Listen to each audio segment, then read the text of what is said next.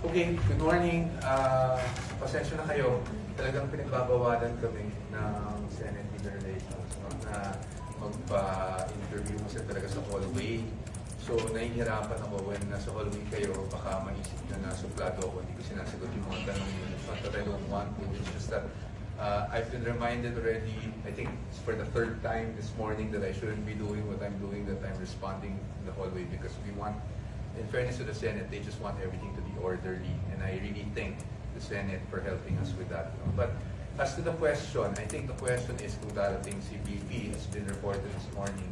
Yes, I can confirm na darating si Vice President Sara Duterte in a few minutes, but she will only be here for a meeting with the defense team. No, meron kaming napag-usapan na magkikita kami today dito sa holding room ng defense team para mapag-usapan ang ilang bagay-bagay. No? But she will not be attending the hearing, the scheduled hearing this afternoon. She has engagements din po kasi. That's why she's here in Manila. And she will have to proceed to her engagements after our meeting. Sana po klaro po yun sa atin lahat. Gusto rin po niya na ihayag po yun sa inyo para malinaw sa lahat kung bakit siya nandito today. So may chance ba na magpa-interview din siya sa akin?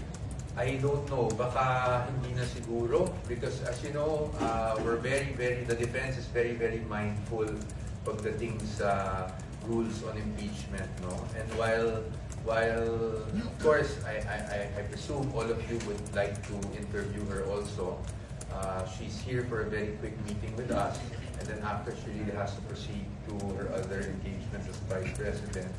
So baka hindi na siguro, and because nga as I mentioned, we're very mindful with talking about the merits of the case, and alam ko naman hindi nyo rin may iwasan na matanong siya doon.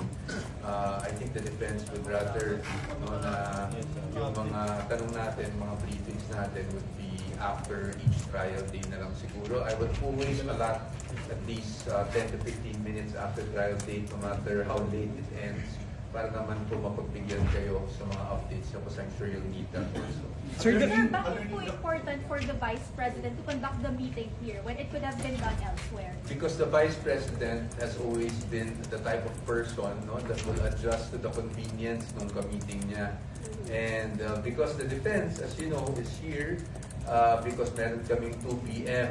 hearing, no, patuloy ang trial natin dito, siyempre, minarapat na niya na dito na lang kami magkita para nung sa ganun, hindi kami yung ma-inconvenience. You know, yan ang talagang, yan naman talaga ang naging character ng Vice President kahit nung una ko siyang nakatrabaho sa DepEd. She's always very conscious about kung yung convenience ng kausap niya. Sir, hindi napanood po ba ni Vice President Sara yung trial kahapon? What was her initial reaction? Hindi namin napag-usapan kung napanood niya live o kasi meron din siyang talagang she was into the planning nga talaga yesterday, no, for the incoming super typhoon. She was trying to prepare everything for the response of the OVP at pagbibigay ng serbisyo. But of course, we were giving her updates throughout the day. I was talking to her last night.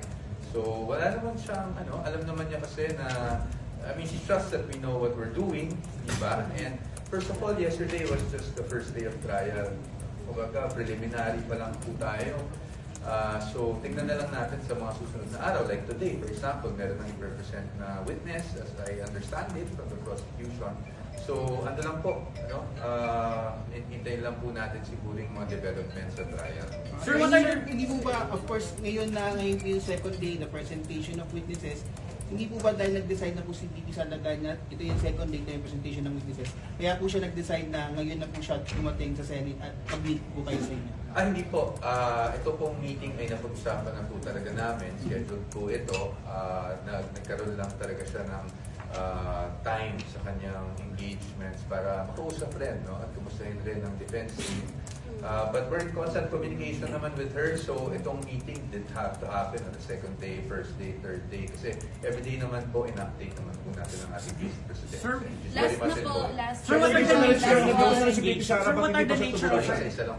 are the nature of her engagements after that And how important are they that she couldn't just face the trial after? Opo. Attend Well, the trial ako after naman, the I'm not meeting. from OVP anymore, so I don't have to answer that. But the thing here is, it's important because it's her duties as the Vice President. No? Ito ang impeachment, alam naman natin na itong impeachment ay isang bagay na kailangan sagutin at ginagawa naman natin yon. But at the same time, the Vice President has to go on and do her job as the Vice President. So, Hindi official niya procedure. iwasan ng impeachment trial. Dadalo po siya sa tamang panahon. Hindi niya iwasan ng impeachment trial. Yes, hindi po. Kaya nga po kami nandito mga abogado niya.